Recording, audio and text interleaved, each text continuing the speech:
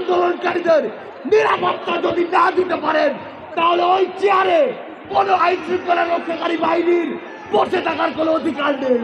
আমাদের সামনে এখনো খুনিরা, খুনিদের দোসররা এখন উন্মুক্ত ভাবে চলাফেরা করে। যারা আমাদের ভাইদের হত্যা করেছে, ওই ছাত্রলীগ, যুবলীগ, আওয়ামী লীগের সন্ত্রাসীরা, তারা এখনো বিভিন্ন দিক থেকে আমাদেরকে দেখে আর মুচকি হাসে। এই খুনিদের বিচার হতে হবে কিনা, আমার যারা হত যোদ্ধা রয়েছে, শহীদ পরিবার রয়েছে, তাদের এই খুনের বিচার হতে হবে কিনা আমরা অবিলম্বে অন্তর্বর্তীকালীন সরকারকে একটি আহ্বান জানাতে চাই। আমরা যদি আমাদের এই শহীদ ভাইদের রক্তের বিচার না করতে পারি, আমরা কখনো নিজেদেরকে মাফ করতে পারবো না। আমরা স্পষ্ট করে একটি কথা বলতে চাই, অন্তর্বর্তীকালীন সরকার এখনো যেই জায়গায় আটকে আছে, আমাদের সিন্ডিকেট গুলো ভাঙতে হবে। এখনো কেন আমরা শুনবো এক হাত থেকে আরেক হাতে সিন্ডিকেট দিয়েছে?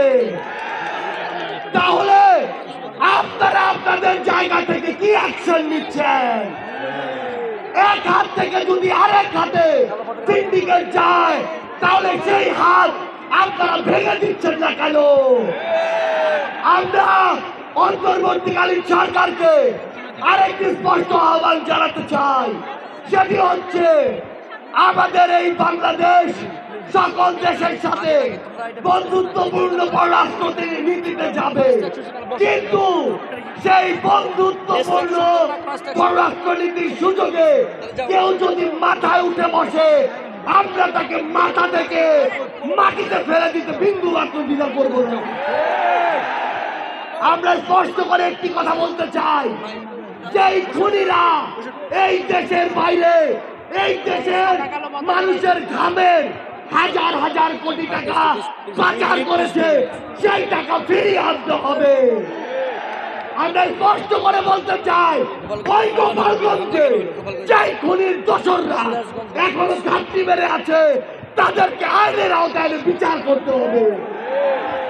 গোপালগঞ্জে এখনো কিভাবে আমাদের এই অভ্যুত্থানের যোদ্ধাদের উপরে হামলা হয়, আমরা প্রশাসনকে, পুলিশকে স্পষ্টভাবে বলতে চাই, পুরো বাংলাদেশে আমাদের এই যোদ্ধাদের, ফ্যাসিস্ট বিরোধী আন্দোলনকারীদের নিরাপত্তা যদি না দিতে পারেন, তাহলে ওই চেয়ারে কোনো আইন শৃঙ্খলা রক্ষাকারী বাহিনীর বসে থাকার কোনো অধিকার নেই।